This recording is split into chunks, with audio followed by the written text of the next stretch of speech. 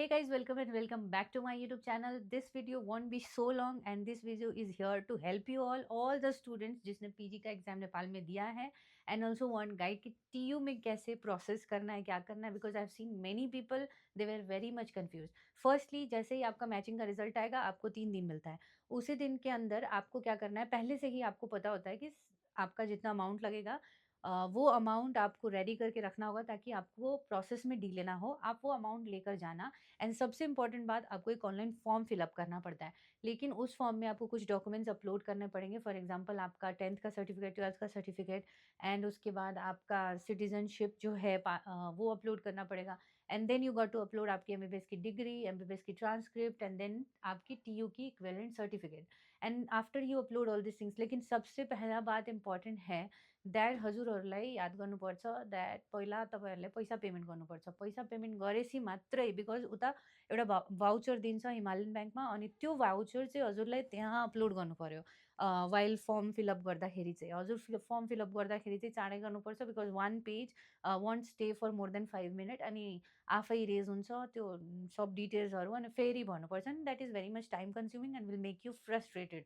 So please mark it. आप लोग mark करना एंड चेक करना कि जल्दी जल्दी पहला काम क्या करना, आना और पैसे पेमेंट करना, भाउचर लेना and you sit somewhere in a cafe and then start filling a form if you fill it online. And if not and आप इफ हजुरलाई दिक्कत त्यो एकदमै अप्ठ्यारो भयो फर्म फिलअप गर्नलाई, देन पेमेन्ट गर्ने. इफ क्यास छ भने डाइरेक्ट हिमालयन ब्याङ्क जाने, पेमेन्ट गर्ने, तिर्ने अनि रिसिप्ट लिएर आउने, माथि जाने डिन अफिसमा, महाराजगञ्जको डिन अफिस मेन बिल्डिङ त्यही हिमालयन ब्याङ्कको छेउमा नै छ. अनि त्यहाँ जाने अनि माथि गएर सब फर्महरू फिलअप गर्ने, उहाँहरूले गाइड गरिदिनुहुन्छ. अनि सब गरेर अनि त्यसपछि त्यहाँ पेमेन्ट गर्ने. एउटा आइओएमको कोड आउँछ, त्यो कोड चाहिँ हजुरले माथि जाँदाखेरि चाहिँ एउटा पेज दिन्छ. अगाडि चाहिँ इङ्ग्लिसमा लेख्नुपर्छ हजुरको डिटेल्सहरू, पछाडि चाहिँ नेपालीमा लेख्नुपर्छ.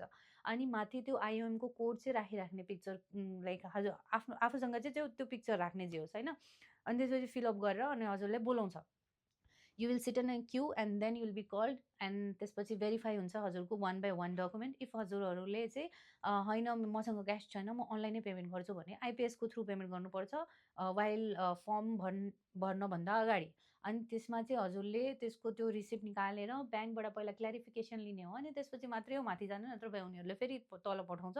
And then you fill the form, go verify your all the documents whatever एमबिबिएसको, एनएमसीको, टियु इक्विभेलेन्ट सब क्यारी गर्ने जाने, सिटिजनसिपको. त्यसपछि नेक्स्टमा गएर त्यो पेमेन्ट भएको छ कि नै भेरिफाई गरिदिन्छ. नेक्स्टमा गएर बायोमेट्री दिने हो. बायोमेट्री बोथ लाइक थम्बको जे होस् जसरी उनीहरूले भन्छ, अनि त्यो बायोमेट्री गराउने हो. त्यसपछि नेक्स्टमा गएर हजुरको सर्टिफिकेट हजुरको हातमा आइहाल्छ. And that is this is all the process. अनि इफ तपाईँहरूले if there is any document missing, they will tell you then and there to email it on their email. And yeah that will be very smooth. They have wifi, एनसेलको network त्यहाँ काम गर्दै गर्दैन. So net लिएर like net also if हजुरले लिनुहुन्छ भने केही फाइदा छैन. And yeah that's it. You'll go there and you'll enjoy and you'll get that admission certificate. हजुरहरूलाई कलेजमा त्यसपछि आफ्नो अनुसारले जाने हो, हस्टेलहरूको फी तिर्ने हो. That is according to you. And this is all for the paying category, open क्याटेगोरीको लागि हो. It's not for the scholarship ones. And you all can go through this. Yeah take care. मिल्दै next भिडियोमा.